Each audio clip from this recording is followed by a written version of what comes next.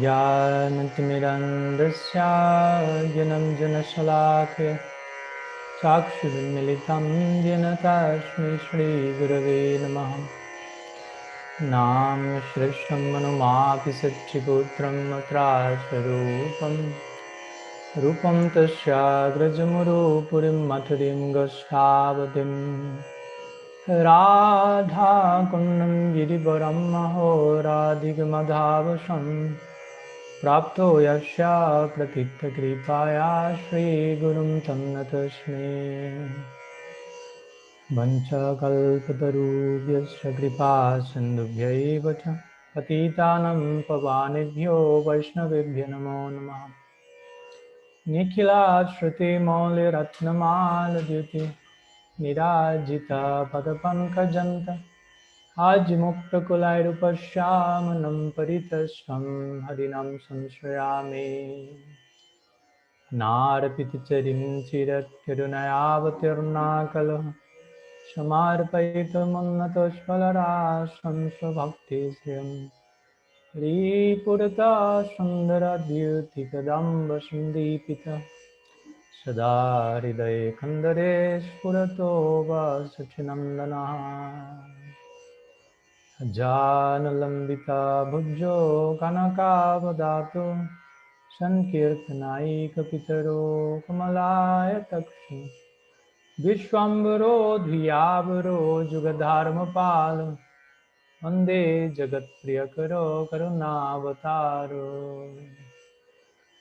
Radhini Shakti Sarupaya Gauranga Suridaya Cha Bhakta Shakti Pradanaya Gadadhara Namastrute He Krishna Karuna Sindhu Dinabandho Jagatpate Gopesha Gopika Kanta Radha Kanta Namastrute Radhi Vrindavanadi Shekarunamrita Vahini Kripaya Nijapadabja Darshan Mahyam Pradiyatam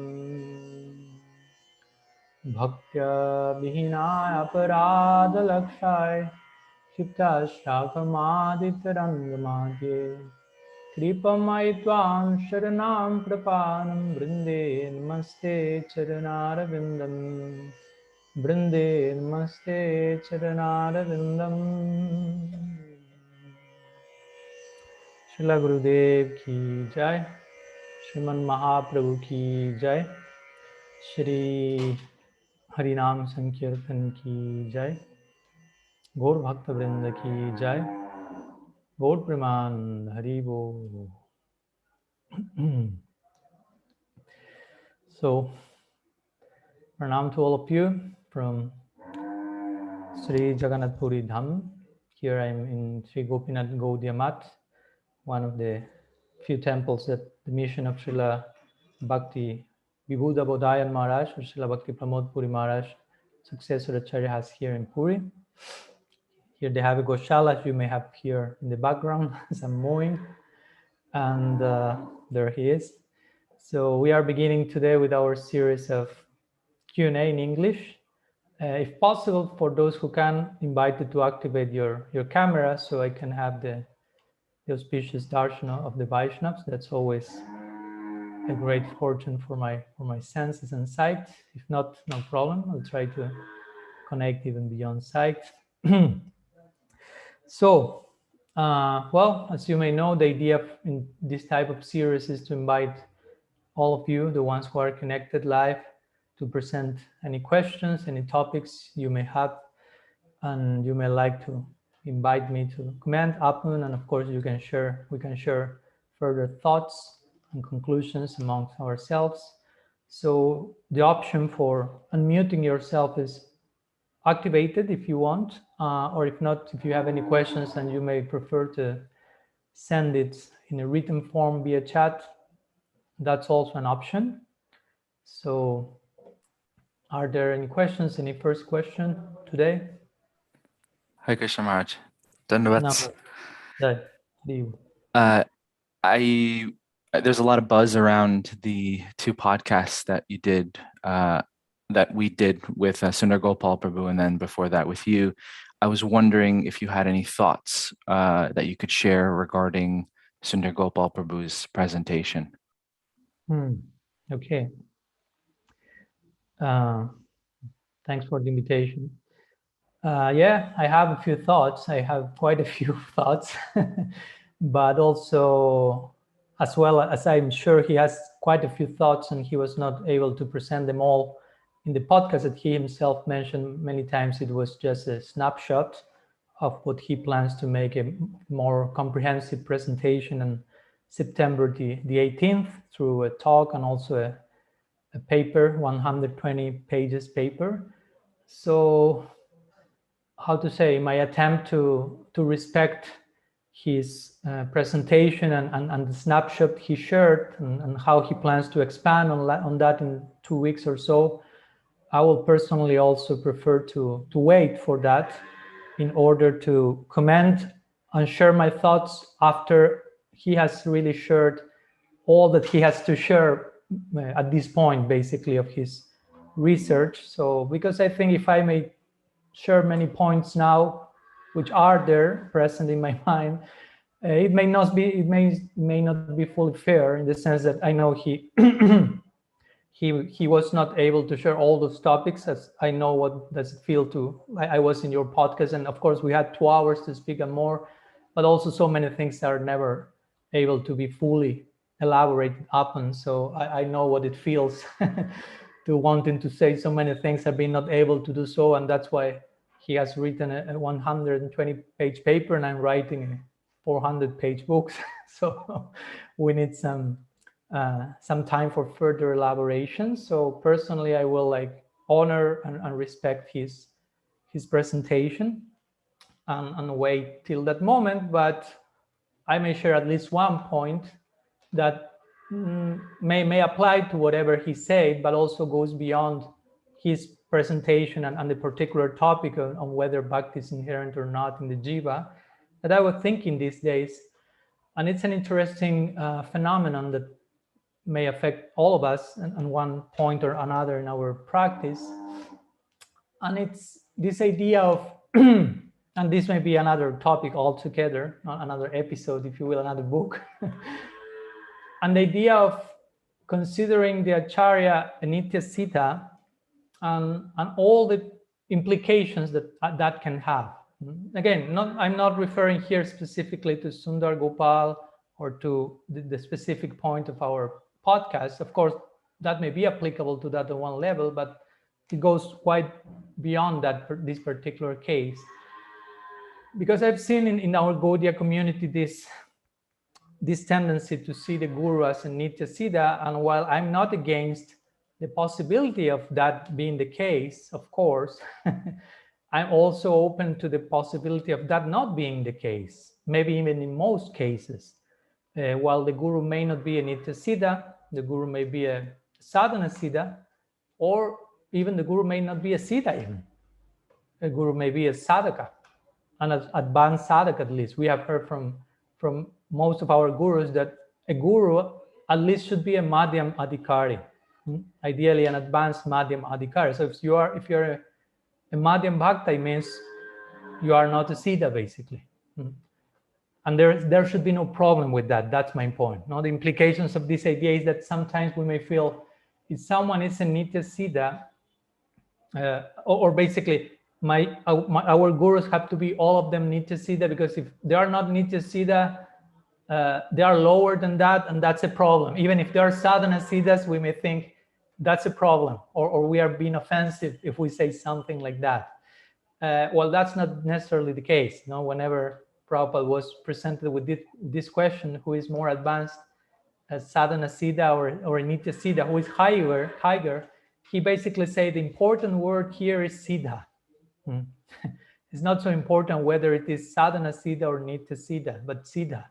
But sometimes we may get this type of necessity of having a nitya siddha as a guru, like the topmost, highest possibility, as a way of giving us like reassurance in maybe our particular level of faith, that we need to feel my guru is the topmost, highest possible Maha Bhagavat Uttam Adhikari Rasik Vaishnava or something. But it may not be the case, and it shouldn't be a problem. And this is tied to the idea of the notion that if my guru is a Nitya Siddha, let's say your guru is a Nitya Siddha, we may think, so since he's a Nitya Siddha, therefore whatever he or she is saying is on an absolute platform. And for example, if I will suggest that some of those personalities have presented a preaching strategy, that's somehow downplaying the position of Nitya Siddha or the dignity of our Guru Varga. Again, it's just, I'm giving a snapshot also of something that I may elaborate upon eventually. But again, this goes beyond this particular situation and topic, and I want to share it because of its universal application. So sometimes we may feel that if I accept that the Nitya Siddha Acharya presented something that may be a preaching strategy, or let's use some other word if that's too traumatizing for some outreach technique or circumstantial adjustment or whatever the term you feel more comfortable with. If you feel that implying that he may have said that is downplaying him or that's a problem, actually it's not necessarily so. It may be more a problem with our faith that is not capable to accommodate such things. For example, we, in our last podcast we made, the two of us, we were speaking about the fall of the jiva, and we spoke about how, for example, Srila Prabhupada said we fall from Vaikuntha at times, and at times he said we never fall from Vaikuntha. So the two of them kind of go together. I mean, the two of them cannot be the Siddhanta. That's the point. So if one is the Siddhanta, how do you call the other one? According to the thoughts of many devotees, if something is not Siddhanta, it's Apasiddhanta. And a Nitya Siddha cannot preach Apasiddhanta. That's downplaying him. So my question will be, well, how do you then explain the fact that Srila Prabhupada say we fall from Vaikuntha, we do not fall from Vaikuntha? One is the Siddhanta and the other one is the what? Apasiddhanta. So is that a problem? Not for me at least, and not for you, hopefully. Because again, the Acharya may present Apasiddhanta in a certain particular way, trying to gradually lead her disciple towards the ultimate Siddhanta. I mean, for me, that's the best way I'm trying to explain this. Of course, as you may know, I told you, I've presented my notion that I consider at the time of our first interview what Bhaktivinoda Thakur said was a preaching strategy. I know that created some agitation in the audience, and not because of the agitation, but because of some further thoughts I have and some interesting conversations I had with Lalit Madhava Prabhu, and of course nourishing myself from also whatever Sundar Gopal has been saying, I will continue saying, and some other Vaishnavas. I'm rethinking my approach to that situation, of course, not to the point of changing my mind regarding whether bhakti is inherent or not, but trying to explain what's the background to whatever they have said. But the point is, nonetheless, I found that there's not consistency, if you will. They are not saying always the same thing. So, I mean, we cannot force that. The evidence is there. And again, by saying that, it's not that I'm trying to put them, downplay them. I'm just trying to make sense of whatever I met in my way, and I'm trying to harmonize that. So my point is, again, if you say that someone like Prabhupada say we fall from Vaikuntha, we do not fall from Vaikuntha, you have to pick one of the two. You cannot just embrace the two of them and say the two are Siddhanta. So what do you do with that one that is not the Siddhanta? How do you label that for that not to be a problem? So my point is this, sometimes for some devotees, there is some, in their level of faith, some necessity of absolutizing whatever the guru said. But when you find two so-called apparently contradictory statements that you cannot absolutize the two of them at the same time without conflict, there you have to do something. And the something, of course, is not just to cherry pick the one is more comfortable, but know how to deal with them. And of course, with Bhaktivinoda Thakur, something similar happens. I don't want to enter into detail now, but there are different nuanced statements from him in regarding not only whether bhakti is inherent or not, some other topics as well. So yeah, I wanted to mention that point, which I think is an interesting idea to develop and to think about in our Gaudiya community, which are the implications of thinking, okay, our gurus are Nitya Siddha, or some of them at least are Nitya Siddha, and what's for us the implications of a guru being Nitya Siddha, because generally maybe all this is happening in a subconscious level underlying our like external words, but behind that is this idea of maybe lots of fear of not knowing what to do if something else appears that is not from the absolute platform. But again, some thoughts, again, more in detail, I will prefer to speak after the 18th and after taking the time to hear whatever my dear Sundara Gopal has to say, and of course reading his paper in detail, trying to honor his research. And I don't know, maybe we can have another episode in that regard. Let's see.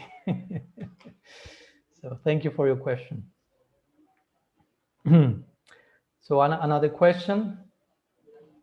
I have something. I guess I can turn my camera on. I'm a little under the weather, so I don't look 100%. Jai Jagannath. Hare Krishna Maharaj. Blessings to you.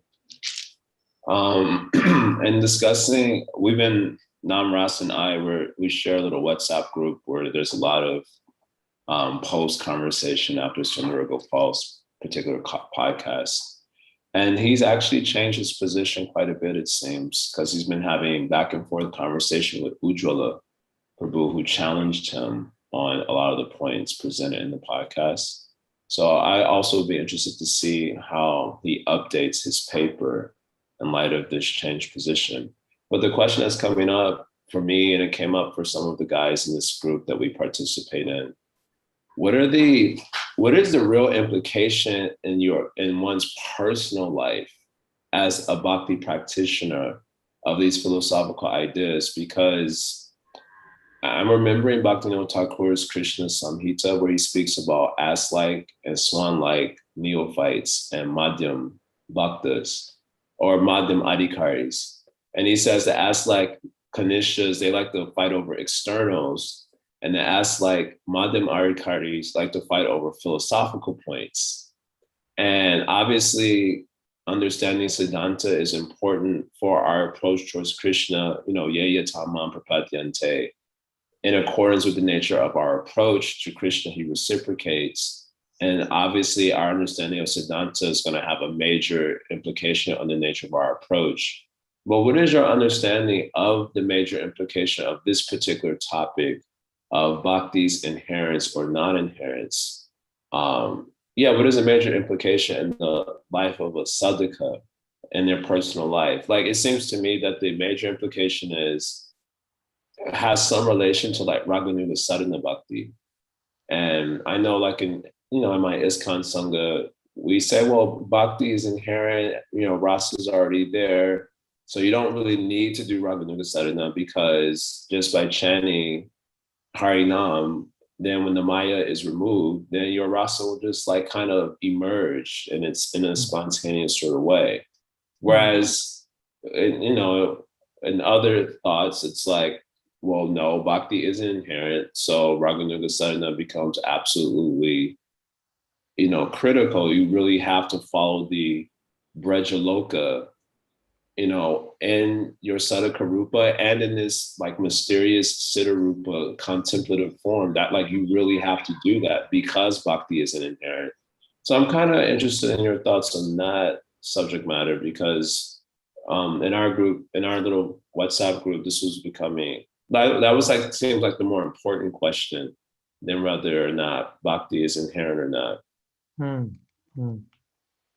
Yeah, thank you for your points. Well, of course, we will share some of these ideas also in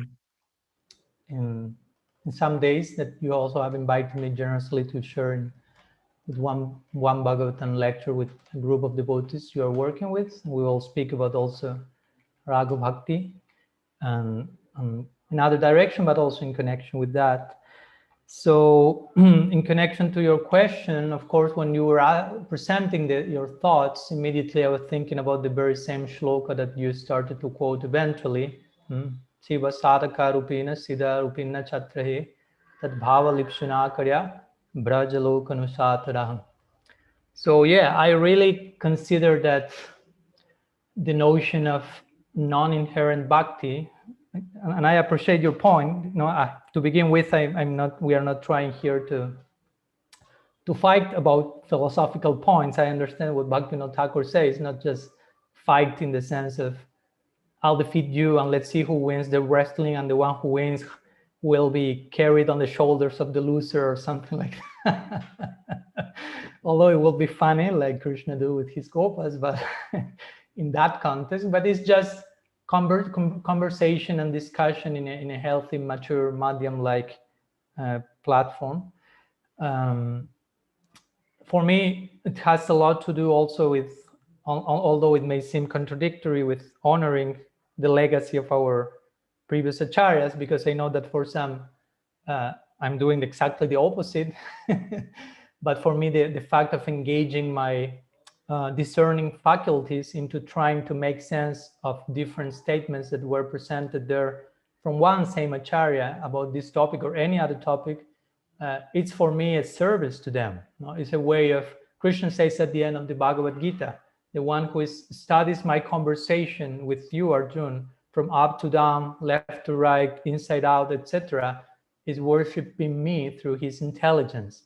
So for me, that's an important form of seva, to really engage my intellect, because it's part of my body, physical body, subtle body, every aspect of our existence, sadaka-rupena, is to be fully engaged in seva. And so sadaka-rupa means the sadaka-deha that is bestowed on us from Sri Guru, and that speaks about not only this physical body, but the psychic body, all of them in the process of spiritualization through the entrance of bhakti. The very concept of sadhaka rupa speaks about how bhakti is received, because we receive the sadhaka rupa from Sri Guru in the moment of diksha.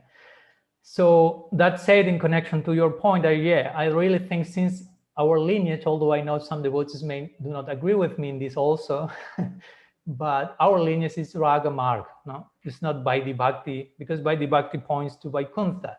So basically, if you practice Vaidhi Bhakti and only Vaidhi Bhakti, you won't end in Braj, basically. So Mahaprabhu himself, Krishna Das Kaviraj Goswami, makes that quite sure. Prema rasa niryasa korite ashvadan, raga marga bhakti loka korite ashvadan. Who will disagree with that? Well, some devotees think Rupa Goswami described Vaidhi Bhakti and Raganuga-bhakti in Bhakti Rasamrita Sindhu, so the options are there, and you can practice Vaidhi Bhakti, and this idea that naturally, eventually, Vaidhi Bhakti will take you to Raganuga-bhakti. Sometimes that idea is there, or sometimes the idea is we do not need Raganuga-bhakti, or they kind of connect the idea of Raganuga-bhakti. Some days back I was hearing, I won't give names, but some lecture of one guru from ISKCON. Well, he was given like 20 years back. I don't know what's his position now, but he was speaking about different points regarding this history of ISKCON, and he was saying, we do not practice Raganuga-bhakti. Bhaktisiddhanta Prabhupada didn't practice Raganuga-bhakti. He changed the stance. Before him, Raganuga-bhakti was the norm, because he was connected Raganuga-bhakti to all the idea of Ekadasa-bhava, Siddha Pranali, Lila Shmaranam.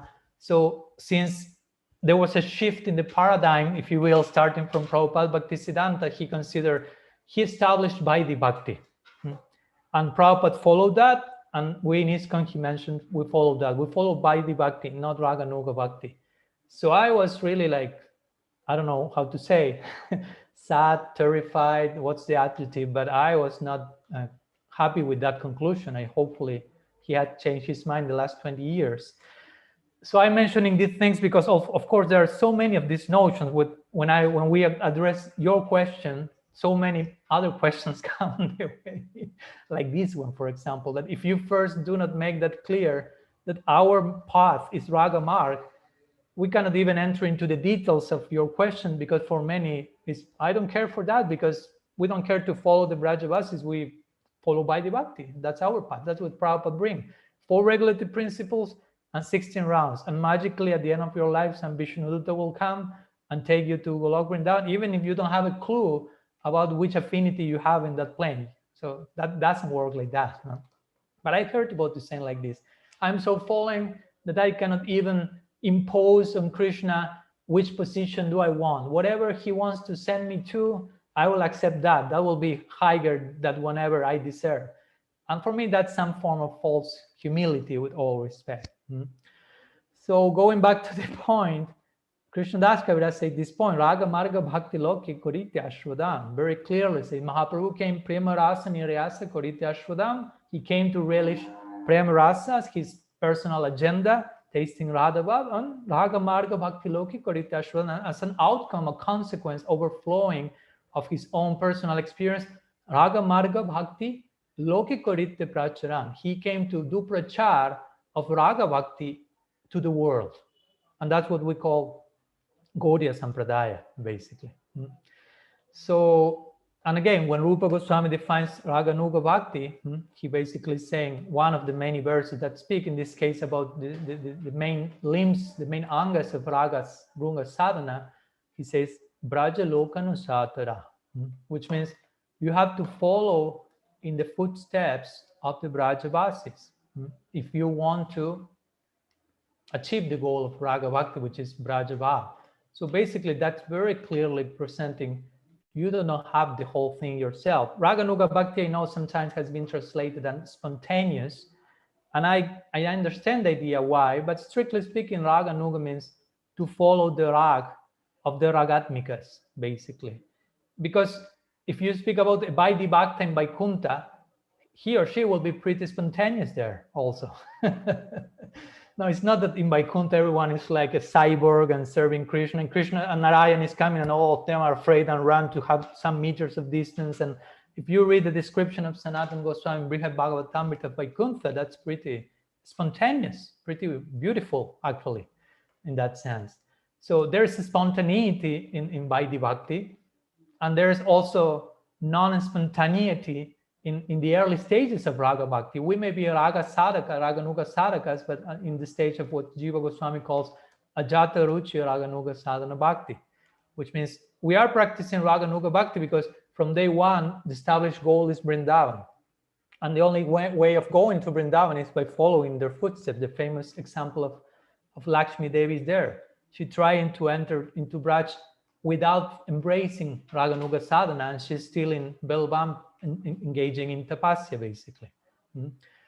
So there's a very specific process, and means, and there are many verses, I don't want to overwhelm you with quotes here, but many verses from Bhakti Rasamrita Sindhu, just to speak about this particular book that really delineates our sadhana as Raganuga sadhakas, that speak how whether Raganuga Bhakti, Bhava, Prem, the experience of rasa, siddha-deha, all of this is conferred upon us, is received, is acquired according to the bhakti samskars we receive from the association we are having.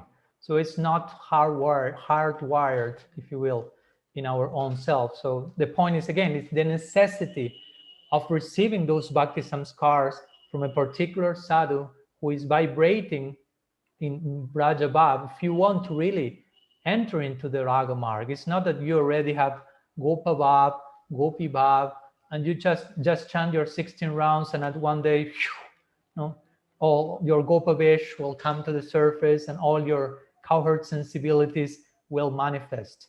No, it's not like that. And so, yeah, I will say that one of the main points regarding your question, practical implications of what's the use, if you will, of establishing this idea of bhakti being inherent or not, in my case, not inherent, is to really make the point of how much we need sadhu sangha in order to reach the goal of our tradition, basically. I mean, our sampradaya presents a particular goal, and that particular goal, there's a sadhya and there's a corresponding sadhana to attain that sadhya.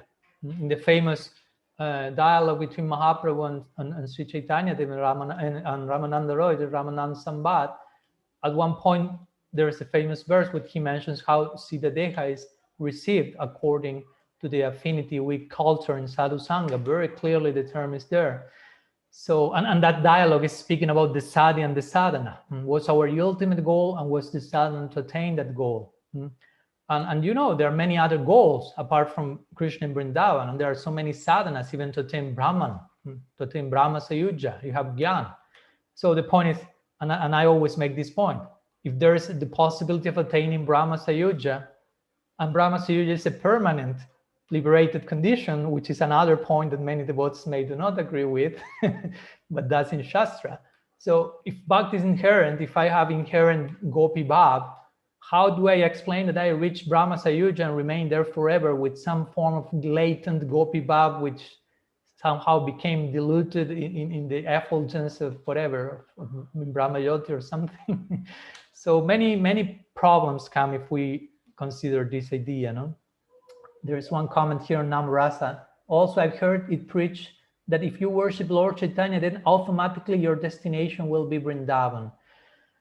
Well, yes and no. Yeah, yata yata gauda padara bindam bindeta bhaktim krita punya rasi. It says that sarpati hridya kashmat radha padam bhoja sudambo rasi. That's the famous notion of Prabodhananda Saraswati path. No, the more you go deep into the worship of Mahaprabhu, the more you immerse there, the more you emerge into the service of Radha in Vrindavan. In other words, yes, the entrance to Krishna Lila for us is through Gaur Lila. But it's not also like automatic, basically. It's not that, the point is basically, okay, yes, if you worship Lord Chaitanya, but what does it mean to worship Lord Chaitanya? It's not just, I do my daily puja, I distribute books, and I chant my rounds, and I'm assigned to a particular section in the Braj. No, to worship Mahaprabhu is to embrace the sadhana he exemplified, and his associates, especially the Goswamis, following the conclusions of the Goswami Grantha. That means to worship Mahaprabhu. We don't want to worship Mahaprabhu independently of the Goswamis, for example. It's very clear that Mahaprabhu instructed and empowered the Goswamis to be the architects of his Gaudiya Sampradaya. As my Guru Maharaj will say, to make a lake out of the waterfall of his ecstasy, which is difficult to approach. No, Mahaprabhu's ecstasy is like a waterfall, but the Goswami, through their books, made a soft institutionalization of Mahaprabhu's ecstasy, so we can approach and bathe there. So in their books, we find this sadhana in connection to attain Braj-bhav. So it's not just chanting Harinam, doing some artik, and I immediately a gopi or a gopa, but it's engaging in sadhana under the guidance of Sri Guru, for sure. It all begins there, Ado Guru Padasraya, and then you start to receive certain bhakti samskars. And through those bhakti samskars, eventually you will find yourself, at whatever point, having some affinity for Braj in this lifetime or whenever it has to happen. But that's how it works, basically. You will start receiving bhakti samskar from sadhus, and the sadhus that most influence your life are the sadhus who will basically determine which will be your own affinity. So basically that will be the idea. And the implications of course we could say so much more, but I don't know what you think about that, Jai Jagannath Namrasa, if you want to add something. I mean, that's definitely my conception, 100%. I have a follow-up in terms of Ajata-ruci. This term ruci, I guess this is used by Jiva Goswami and Bhakti Sundara, but that term ruci, that basically refers to Lobha, right? That's kind of been my understanding. Maybe I need clarity on that. And okay, you join Hare Krishna movement and you're an Ajata-ruci-raganuga-bhakti. Does that mean you're ready for, Seva sadaka-rupena siddha-rupena chatrihi? Because it seems that without genuine Lobha, and that my question is about what it means to have genuine Lobha first. That's my question. What does it really mean to have genuine Lobha? Because Rupa Goswami gives like two statements and they're not like super duper clear. And Jiva Goswami's comment about Lobha also doesn't make it, because Rupa Goswami says when your intelligence doesn't depend on the injunctions of scripture. And then I think Jiva Goswami says in his commentary, maybe he was one of them, the Thakuras, they say that, well, this is not always the indication, because someone who has genuine Lobha may also be seen to be like very strongly adhering to Shastric edicts. So I was like, okay, so that makes it not clear what this genuine Lobha is. So what is genuine Lobha? That's my question. And if you're an Ajata-ruci-sadhaka, like, does this word ruchi here mean Lobha? Like, if you're Ajata-ruci-raganuga-bhakti, are you then ready for seva sadaka-rupena? Because it seems like to really be able to apply that, you have to have genuine Lobha. And what does it mean to have genuine Lobha so that that could actually be applicable? That's my follow-up question in this conversation. Yeah, I personally wouldn't conceive the notion of Lobha in black and white terms, you know, like, or you have it or you don't have it. Because sometimes these notions may come like, okay, you have Lobha, you're qualified. You don't have Lobha, you're not qualified. But there are degrees of that. There are degrees of that. For example, of course, we hear Lobha, and generally Lobha is translated as greed or laulyam, and greed implies something quite consuming, if you will. Many acharyas gave the material example of greed, and Vishwanath Chakravarti Thakur really deals with it nicely in his Raga-bhakti Chandrika, and he gives this classical example of the person who wants to taste a rasagula, and he hears, okay, but he doesn't have money or anything, so he hears the process to attain the rasagula. He really wants a rasagula. So he hears, okay, you have to do that with milk, but to get milk, you have to have a cow first. So and you have so many things with the cow. So he will go get the cow, milk the cow, feed the cow, pick the cow dung, and all the things you have to do with the cow, and then work with the milk to the point of eventually having the rasagula, which is so many things you have to do in between to get to the final product, if you will. So the parallel is he's following all the rules and regulations, but the main motivation inside is greed to taste the rasagula. So externally, he seems to be following all the rules, but the main motive is not just following the rules, because that's a level of practice also. I'm following the rules. I'm doing this okay. I'm not failing in the principles. I've chanted my 16 rounds. We are more attached to the loyalty of external embracing of the process. But in this case, it's no. I have this objective, and whatever it takes to get there, I will do it, even though externally it seems something else. So that's a good idea of greed in connection to follow with the rules to attain that goal. So that's I see really connected to someone who is an Ajata-ruci-raganuga-sadhana sadhaka on some level.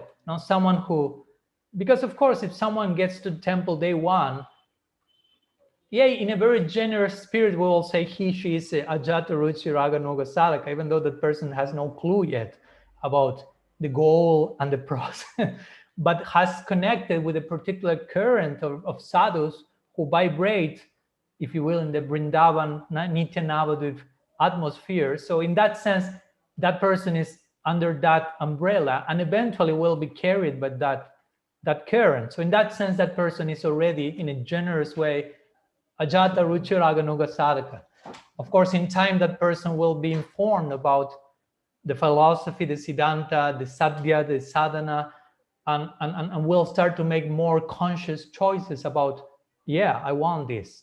And eventually we'll ask what to do, how to reach there. And of course, there will come so many things to do, basically. As you say, seva sadaka-rupena, with our sadhaka-rupa, we have to really engage in seva, in sadhana. But again, the sadhana is not to be engaged in from a mechanistic platform, because that runs the risk of niyama graha, basically. So ideally, some greed has to be there, and generally that greed is the one that on some level we are receiving from the association we are in. The more we remain in a certain association with devotees, we have real greed, naturally that will become epidemic in us on some level. Some drops will sprinkle us, and that will be our initial greed. if you will, a little bit more than day one, still in a generous way, we are calling them Ajata-ruci. So I will say that when Jiva Goswami says without ruci, there is lots, I mean, he doesn't specify to which stage of bhakti that he referred to in the context of the 9 stages, for example, the Rupa Goswami mentions, but it makes quite sense to connect that idea of ruchi with the stage of ruchi per se, that comes after nishta. Because ruchi means ruchi, you are driven by taste. You may follow the rules or you may not, because who knows where taste is taking you. I mean, it's not that we don't have taste now, but taste with every single letter and capital letters, ruchi, that will come after nishta. So for me, that makes sense, no? That to be a Ajata-ruci, not Ajata, but Ajata-ruci-raganuga-bhakti, which born, if you will, ruchis, when you have reached the stage of nishta, which implies going through nishta first. And going through nishta, as you know, means dealing with so many complexities that you have to harmonize and integrate and synthesize, if you will, and harmonizing head and heart, and becoming, as we will speak in our talk, also like sustainable sadhakas in our human side as well, because we are not to be devotional superheroes, but devotional human beings first. No, not to be great devotees, but good devotees. And Raganuga-sadhana, and this is an important point, and we'll speak that in some days, is a lot about Krishna Vrindavan, and Krishna Vrindavan means Nara Lila. So Nara Lila means human-like pastimes. There is a human component there for eternity. So if in the name of following Raganuga-bhakti, we are stopping our humanity in the name of transcendence, I mean, you won't get to the Nara Lila, you will go get somewhere else, who knows where. So dealing with all these complexities for me has to do with nishta. And by successfully doing that, ruchi will come. So I will connect basically that. There's different levels of lowliam. Again, in a very generous way from day one, there is some lowliam, some lobha, by remaining in the orbit of the one who possessed that lobha maya shraddha, in the words of Bhaktivinoda Thakur. In the beginning, our shraddha won't be lobha maya shraddha, will be for sure lokiki shraddha, more mundane type like. But if we remain in that orbit, gradually the influence will come, and we will pass to lobha level 2, if you will. Shraddha, sadhu sangha, bhajana kriya, anartha nivriti. I will say in the context of Raga-bhakti, all these 9 stages speak of different degrees of lobha, if you will. Then nishta, there is some, and then ruchi, that we will say, okay, that's lobha proper, if you will. Ajata-ruci-raganuga-sadhana. And of course, from ruchi onwards, it's just more and more upgraded versions of that. So some thoughts, I don't know if that helps. So is it appropriate for a person, from what I'm hearing, I'm just reflecting, only when you attain Lobha proper, which is Jata-ruci, then you are really qualified for that Seva Sadhaka Rupena application. And before that, there's work to do to gain that Lobha proper so that you could be able to apply Raganuga-sadhana properly. Is that what I'm hearing? That's my question. Well, one thing is Seva Sadhaka Rupena, and that thing is Siddha Rupena. I don't know if you were referring mostly to Siddha Rupena in your question, because we have the Seva Sadhaka Rupa. Yeah, well, we're supposed to do Rupa. Seva in both forms. So yeah. But as we know, and of course there is again a nuanced perspective here. We coming from the lineage of Prabhupada Bhaktisiddhanta, there is a particular stance we take towards this idea, while in some other lineages they will, I will say, equally emphasize Seva Sadhaka Rupa and Siddha Rupa from day one, basically. And of course, that took to quite a lot of problems in the time of Prabhupada Bhaktisiddhanta, and not only in the time of Prabhupada Bhaktisiddhanta. Of course, I'm not against the practice of Ekadasa-bhava and Siddha Pranali, in the sense that there's a place for that. That's my point. It's not that I'm, of course, promoting that in a cheap way, but Bhaktivinoda Thakur himself received that, and there's reference from that, as you know, the story, Dhyana Chandra Goswami, so on. But the point is, that is not to be given to anyone and everyone. There should be certain level of qualification, adhikar, to know what to do with, how to deal with that information, basically. So I will say that first comes and that's why also Rupa Goswami says, Seva sadaka rupena. He's not saying Seva siddha rupena, sadaka rupena chatrahe. He's first mentioned first sadaka rupa and siddha rupa. Of course, sometimes some devotees will say simultaneously the two of them from day one. That's not so much our take. Our take, my Guru Maharaj will say, now, if you get initiated and someone asks you, so did you receive a siddha rupa? And you will say, no, I received a sadaka rupa. Is that too less, too little, basically? No? Is that enough of a gift or not? Of course, if the more you embrace your sadaka-deha, the duty of your sadaka-deha, the more your siddha-deha will come naturally. That's basically if you will, the politic of Prabhupada Bhaktisiddhanta and many of our acharyas, and that's in Shastra as well. The more you Pujala Raga-bhakti Gaurava Bhange, says Prabhupada Bhaktisiddhanta. We are to approach the Raga mark with reverence. Interestingly, he says this. It's not that the Raga mark is about reverence, but we should have reverence for the path in itself in order to have a proper approximation to that.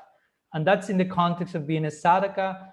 And sadhaka-deha, using our sadhaka rupa, means using all our senses for the satisfaction of Hrishikesh, Hrishikena Hrishikesh Sivanam Bhakti-ruchate, for the lore of the senses. Including pouring, my Guru Maharaj will say, pouring bhakti samskars in each one of the pores of our sadhaka-deha. And the more we do that, naturally the siddha-deha will come. It's not that we need that someone reveals that at a certain point. The more we do that, the more that will come as a natural. That's really a safe way of dealing with that. So I will say that we engage our sadhaka-deha from day one. We don't need to reach ruchi or something, because if we wait for ruchi to begin with, we never get to ruchi if we do not engage our sadhaka-deha from day one. I mean, from day one, we have to do something with our sadhaka-deha. And the more we successfully absorb our sadhaka-deha, which implies our senses and eventually our mind, siddha rupa has a lot to do with internal meditational identity. So for that, we have to capture our mind, to spiritualize our psychic body. And that's a lot, first of all, capturing the senses, engaging them in bhakti sadhana. So that's basically the idea of our particular tradition, trying to engage our sadhaka-deha from day one, which is a process also. Chaitanya Charitamrita says, Diksha Kale Bhakta Kare Atma Samarpana, interestingly. It says, when the moment of Diksha is there, when you make of yourself a complete offering to Bhagavan, of yourself a complete offering. So the question is, wait a minute. Diksha means when I Atma Sama Arpana, when I make of all myself a complete offering, and I say, that didn't come yet, that didn't happen yet, but I received Diksha some years back already. So then you understand Diksha is a process. It's not something that you receive the job in one day and now you're a Diksha man or lady. No, you are in the process of embracing this notion, what you are receiving in Diksha. The taking advantage of the sadhaka-deha. So the more we take advantage of the sadhaka-deha, siddha-deha will come naturally, because siddha-deha has to do with a particular type of affinity we develop in time towards Vrindavan in this case, although the internal identity Nitya Navadvipa is also a form of siddha-deha, although generally that's called a sadhaka-deha, spiritualized sadhaka-deha, but it's a siddha-deha in its own right. But the point is that siddha-deha, our ultimate identity in Vrindavan, that will come as much as we absorb ourselves in sadhana and receive bhakti samskar from sadhu sangha, and in time develop some affinity in some particular direction and nourish that affinity with the guidance of Sri Guru and engage in more and more meditational absorption. I mean, the very Nam, as you know, Nam brings forth Rupa, Guna, and Lila. Interestingly, Jiva Goswami, this is a good point, he makes in Bhakti Sandarbha also. He emphasizes this word that Rupa Goswami also emphasizes in his Upadeshamrita, krama or kramena, which means sequence, like step by step. So he speaks about Nam, Rupa, Guna, Lila, and also he speaks about Shravan, Kirtan, Smaran. So he says first is Nam Shravan, then Nam Kirtan, then Nam Smaranam. Then comes Rupa Shravan, Rupa Kirtan, Rupa Smaranam. Then comes Guna Shravan, Guna Kirtan, Guna Smaran. Then comes Lila Shravan, Lila Kirtan, and finally Lila Smaranam. So interestingly, in some groups, Lila Smaranam is given from day one, no? Without following all this sequence that Jiva Goswami himself is recommending. And it all starts by Nam. And as we know, from Nams comes everything. I once remember Sri Haridas Shastri, who was someone who really emphasized this idea of everything will come out of Nam, although unfortunately recently someone in the name of proclaiming whatever, that Bhakti is inherent, they were saying, now Haridas Shastri says something different, but he's a Sahaja. And I mean, if you really know Haridas Shastri, there's no one less Sahaja than him. I mean, he was not of speaking about high esoteric topics. He didn't receive nor gave Siddha Pranali. And he was of this idea, from Nam, everything will come. And he said once, interestingly, if you emphasize that there is a necessity of receiving siddha-deha, Ekadasa-bhava, and without that you cannot make it, that's an nama-parad. Because basically you are saying you need something else apart from Srinam. You are not having full faith that through Srinam everything will come. So in the name of promoting and giving the higher thing, you may be offending Srinam. And of course, if you offend Srinam, you know what happens after that. So some thoughts in that connection. So I will emphasize the proper engagement in one's sadhaka-deha, because sometimes devotees are maybe too quick to jump into the siddha-deha reality without really knowing how to deal and engage with all that having a sadhaka-deha implies. And again, we will speak about in some days, because sadhaka-deha implies I'm human, I have psychology, I have emotionality, I have so many things as part of my mind-body complex. So how do I integrate all that in this sadhaka project? No? How do I deal with that in such a way that takes me to my siddha-deha? Because if I deal properly with my human sensibilities now, that will create proper human sensibilities in my siddha-deha, because siddha-deha has to have human sensibilities. If not, you won't enter the Nara Lila. So it's serious stuff, if you will. No? Anyhow, some thoughts. I hope that may help. If you have anyone, Hazar or Jai Jagannath, whoever, any follow-up, of course, always welcome. Or any other question, whatever. I just have one final thing. Sorry to hijack, but everyone seems kind of quiet, so I'm not that sorry. This Ekadasa-bhava thing, it's not given by the Goswamis, and I know that it developed later. I don't know if it developed immediately or like a century later, but it became known as like the traditional Gaudiya Vaishnava position for a while, until I think Srila Bhaktivinoda Thakur, well, specifically Srila Bhaktisiddhanta. But it's not like mentioned in our, like the Grantha literatures of the Goswamis at all. So is that something that we even, I don't want to, let me phrase this carefully. Is that, how serious do we need to take that in the process of our own development? Like, I know I've heard from some persons that I consider like authorities in my own personal life give a little emphasis to the kind of unfolding of the Ekadasa-bhava. Of course, from chanting Harinam, all of this is, I guess, supposed to come. But yeah, I was kind of curious on your view on the importance of that in the development of our bhakti. Maybe this is only relevant when we're actually like got real Lobha, but anyway, I'm asking now, whatever. Yeah, I remember we spoke quite a while about that some years back when we make a series of lectures on Raga-bhakti Chandrika. I think we spent like, I don't know, like 6 or 7 lectures only speaking about this, basically. But I will say regarding the historicity of the giving of Ekadasa-bhava and so on, at least according to Bhaktivinoda Thakur, he in his Jaiva Dharma, he kind of traces it.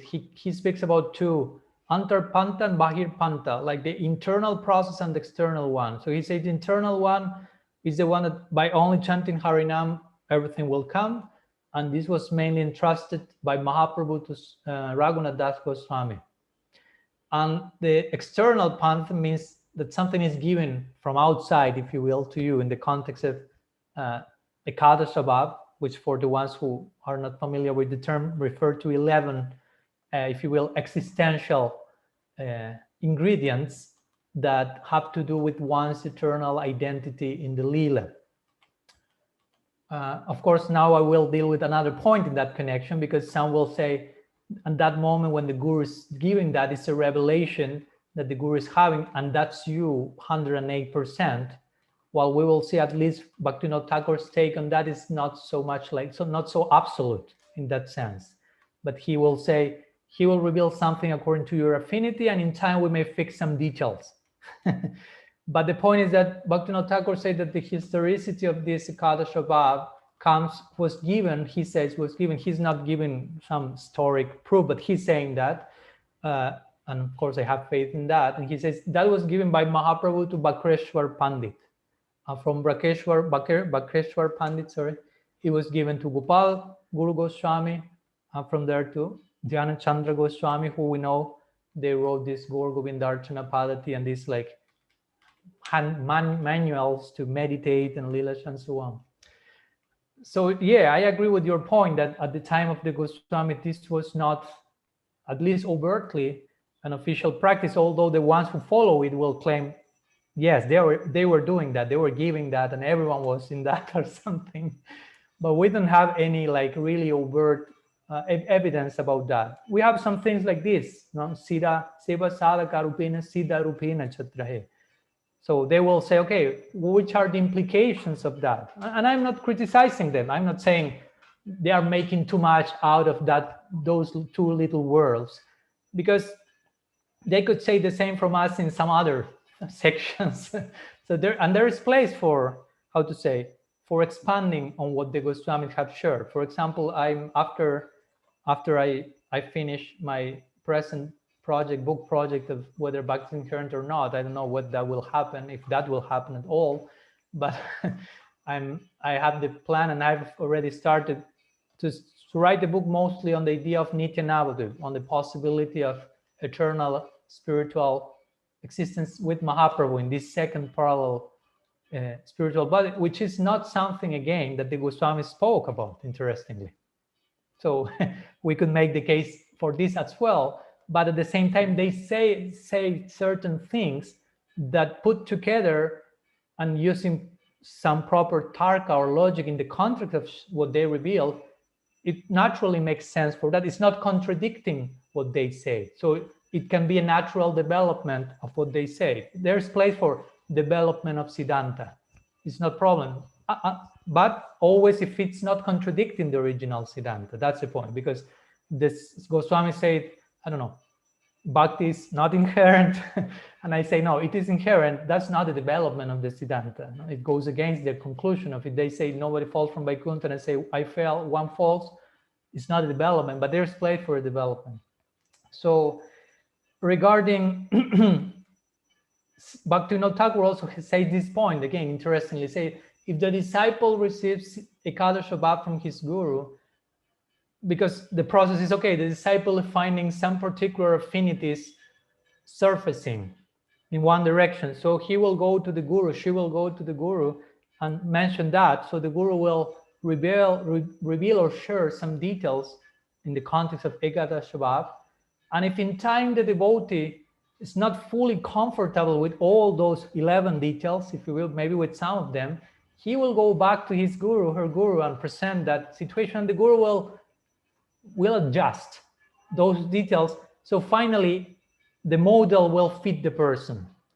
And the person will meditate on that, will kind of vicariously like identify with that, and eventually that will become his real self.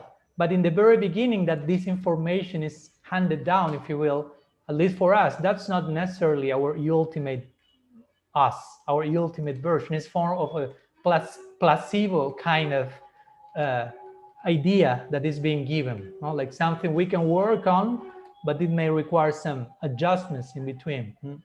So, and regarding what to do ourselves, what's the role of all this in our particular tradition? Again, as I mentioned, this is not general emphasized. Also, that shouldn't be demonized, because I've seen that, unfortunately. But we have heard that in some cases, this is not fully confirmed, but even in the case of Prabhupada Bhaktisiddhanta, they say that maybe he gave that to some. So, I mean, there's a place for that. It's not that it's something totally unbona fide, if you will. It may not be the rule in our tradition, but there's place for that. But I will say that there is something in between that. No, there's, again, I don't like the blacks and whites, as you may start to realize. So it's not so much like only you chant Harinam and everything will come out of that, or you go to your guru and receive the 11 ingredients of who you will be, period. No, I could say also, you are chanting Harinam without receiving Ekadasa-bhava, and in time you evolve. I mean, Srinam starts to really bestow so much grace that you, and by the particular Sangha you're in, all these ingredients put together, you start to feel some particular affinity. Let's begin with some affinity in general. Of course, the affinity in general may be to begin with to Vrindavan, because in the beginning, maybe in day one, we are pointed, Vrindavan is our goal, but maybe we may have still affinity towards Ayodhya, Vaikuntha, Jesus Christ, who knows what, and so many affinities out of the Parabhyam. That's a good point also. Once someone asked Prabhupada Bhaktisiddhanta, how do I know if I have Lobha, going back to the Lobha idea? And he said, well, you know that you have Lobha as much as you don't stop having Lobha for everything else. No? So and we know in day one, we still have quite considerable Lobha in other directions. So my point is, gradually we may feel, oh, I'm started to have some, by grace, by mercy, some affinity towards the ideal of Vrindavan. I feel charmed and attracted to the notion of the Nara Lila, Gyan Sunya Bhakti, how the Brajavasis deal with Krishna, how he deals with them, but still in a generic model, not some particular department. And you share that with your Guru Maharaj, and he may share, she may share, oh, great, nice. You can study this book, for example, and nourish that further. For me, that's a type of Ekadasa-bhava, if you will. He's not giving officially, your name is this, your dress is that, but it's a form of nourishing the affinity. And eventually you read that particular book and say, Guru Maharaj, and in time receiving some scars, I think I'm having this affinity. And of course, Guru may put that to test, but eventually he may conclude, yeah, you have some real affinity for that, for, I don't know, the Manjari Bhav department, Priyanarma Sakya department, whatever may be the case. Those are the main two currents in our Gaudiya Sampradaya. And he may say, okay, now let's further augment that. I recommend you may recite daily these particular verses, this section. You study this book, whatever. You hear this lecture from me, from mine, or from other sadhu.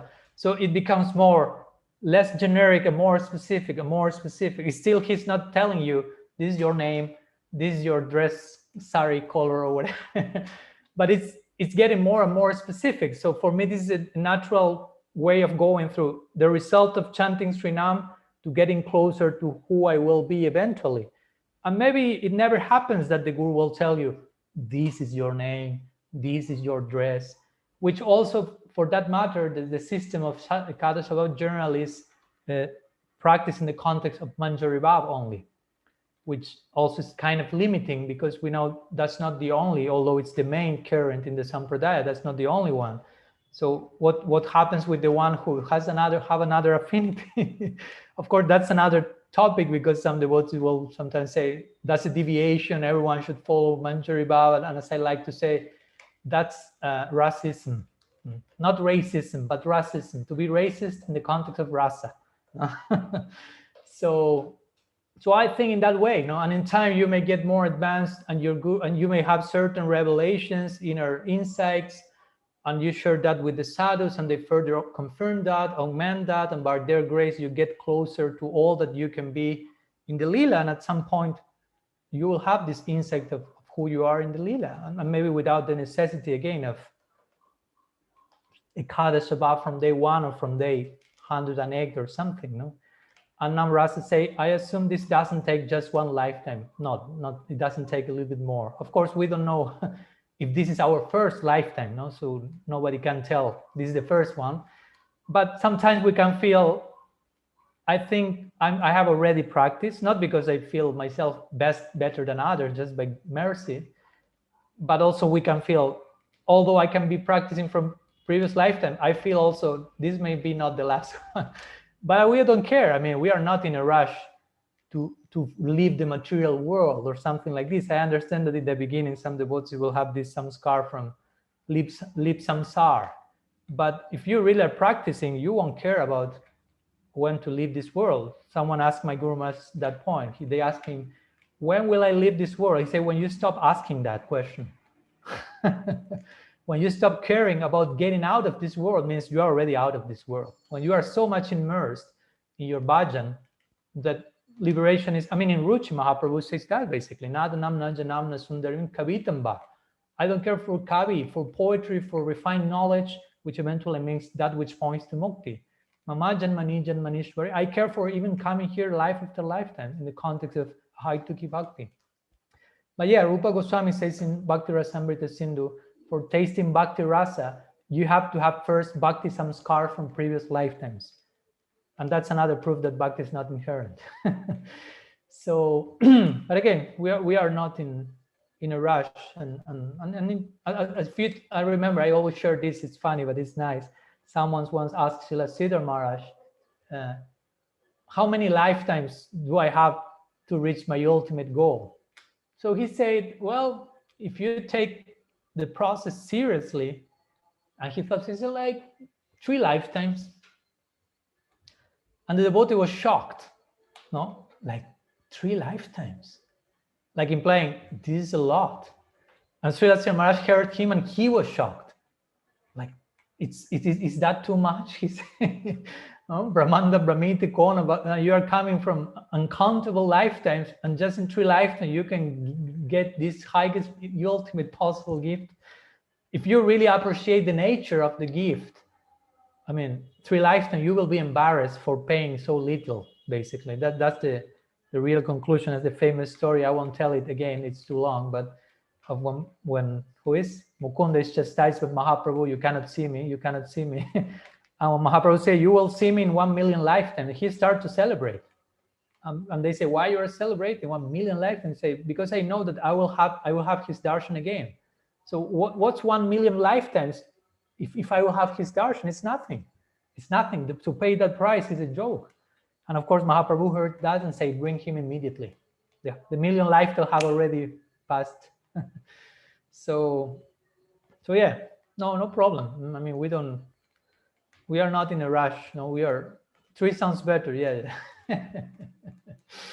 For sure. That's a nice number. So yeah, the point is we are focusing in our bhajan, and at one point, I mean, the point is reaching the spiritual world. It's not so much like I'm here, and someday a Bimana comes, an airship, and now it's taking me to some other geographical location, and now I'm in the spiritual world. Now it's a movement of consciousness. No? Mana more Vrindavan. Our mind has to become Vrindavan. So whenever that happens, we are there. So it's not something that I have to wait to go somewhere else. I mean, the going somewhere else is something that will happen internally. So better we are doing those things that will take us somewhere else and not just, again, doing something expecting magically, hopefully at the end of my life, I will be taken there. That won't happen necessarily at the end of your life. I mean, if it's not happening before the end of your life, it won't happen after the end of your life either. So that starts now. No? So again, and it may take some lifetime to get closer to that, but no problem. And the journey is glorious. No? As my friend Tamal Krishna said, this is a victory march. No? So we are engaged in a victory march back home, if you will. Okay, so I don't know if there is any other question to finish. One more last question to end. Yes, I know that you know Tamal. I've heard you asking questions in his Friday lectures. I'm not there because of the timing in India, but I'm following them as well, for sure. We are quite close friends. Some other question?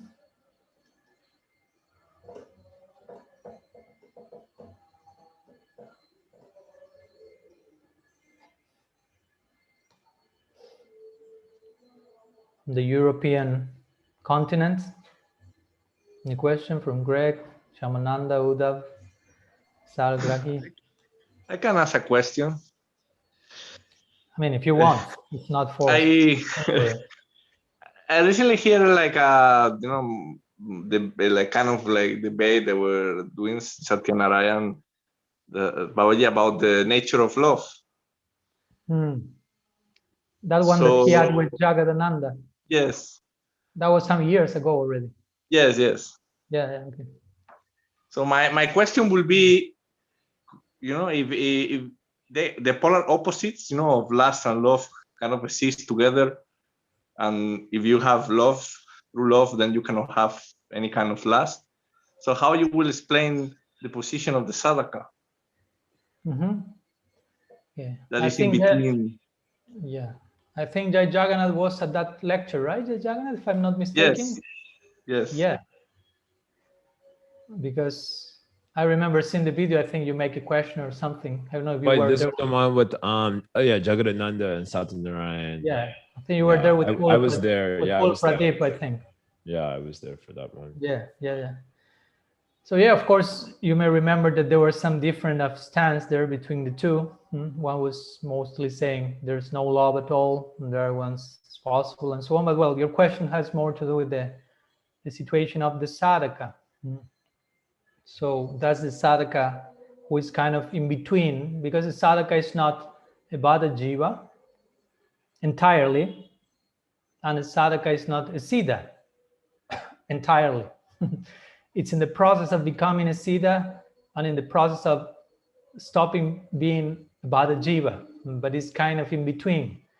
And Vishwanath Chakravarti Thakur nicely explains in one tika in the Bhagavatam that the more one embraces sadhana, the more one becomes a sadhaka, the more one's sadhaka-deha is spiritualized. So again, he's speaking in terms of proportions, not like you are this or you are that, black or white, but it's coming in degrees. So in the sadhaka, of course, speaking about sadhaka, also there are so many levels of being a sadhaka. Basically, till you reach bhava bhakti, you are a sadhaka, because you are engaging in sadhana. Sadhana bhakti reaches up to asakti. Of course, that's an advanced stage of sadhana. And then you reach bhava, so then you stop being a sadhaka and you become a bhavuka, and then you reach prem and you stop being a bhavuka and you become a premika, if you will, technical terms.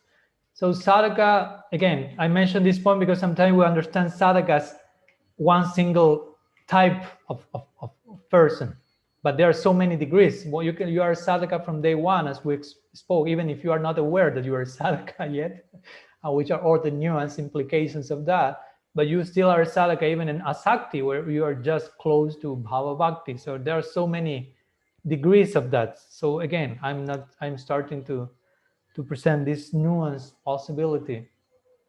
So the point is, if you speak about love, so what's love, basically? What's love for us? Because again, we may be carrying some DNA, if you will, where for us love means something, but there's as Gaudiya Vaishnavas, we want to redefine, I will say, our glossary according to what Shastra says. I don't want to sound too strict, if you will, but we want to sustain our movements and thoughts on revelation.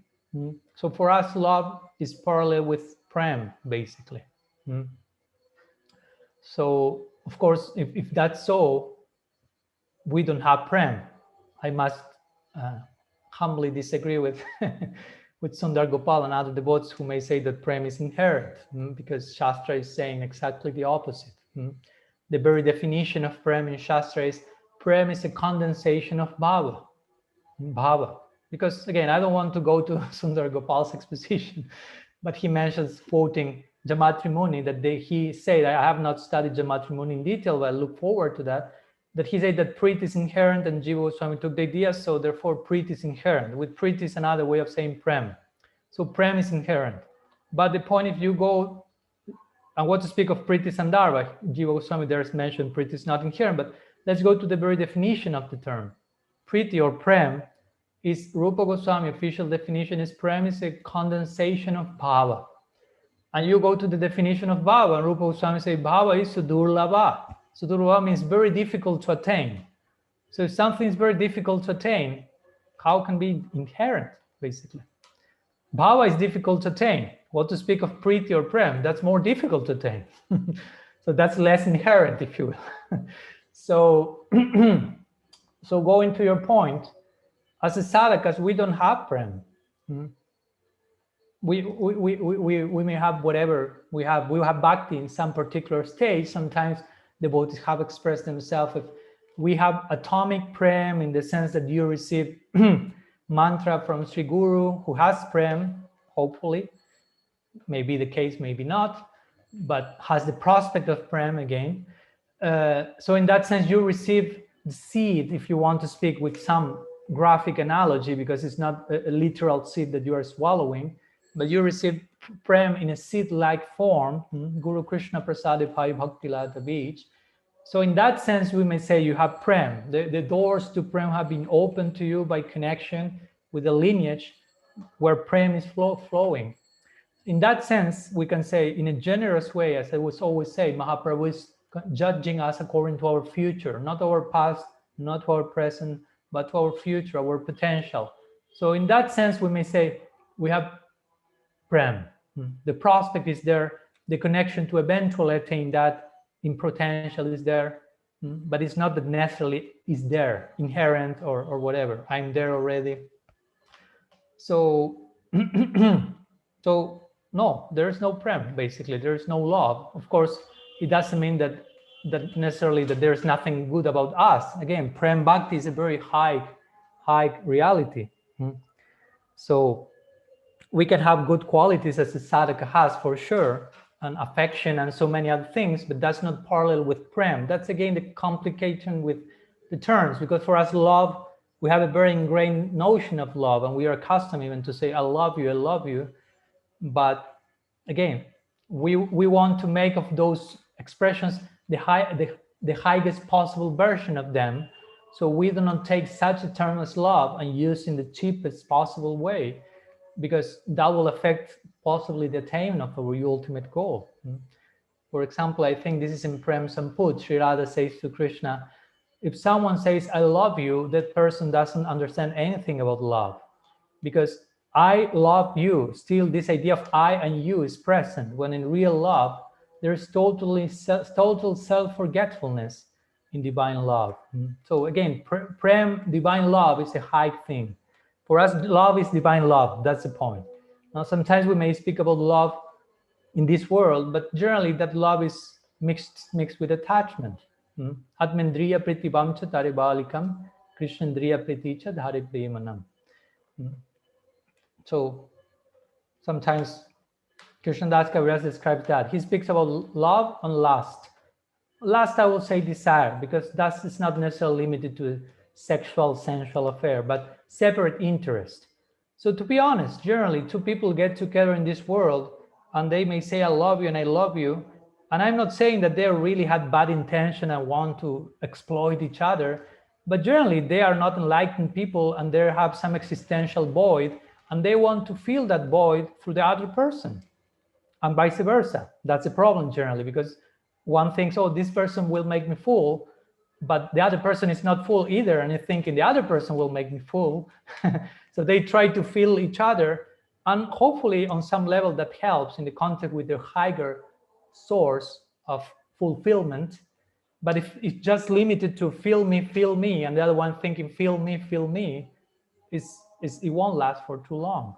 And it may seem love, but still there is some degree, again, it's not black and white. There are some degree of selfishness, some degree of exploitation, and there may be some degree, of course, of sacrifice and giving. For example, the great noble example of a mother in this world, so much sacrifice, so much qualities that we can learn from that. And I'm not against that. Now we can call love, if you will, but also we can present the idea, well, but that mother is expressing that with her children, not with every children of the world. That's not of universal application. So still there is some my children. They're ahamameti. So again, I'm not condemning the person nor downplaying all the other nice things, but still has some limited application.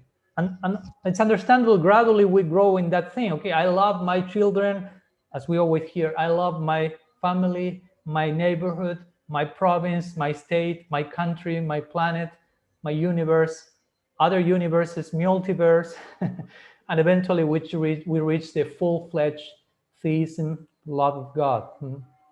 So a sadhaka is in the process of unfolding that. She has the theoretical orientation to that, hopefully, and gradually she will apply properly in practice. So some ideas.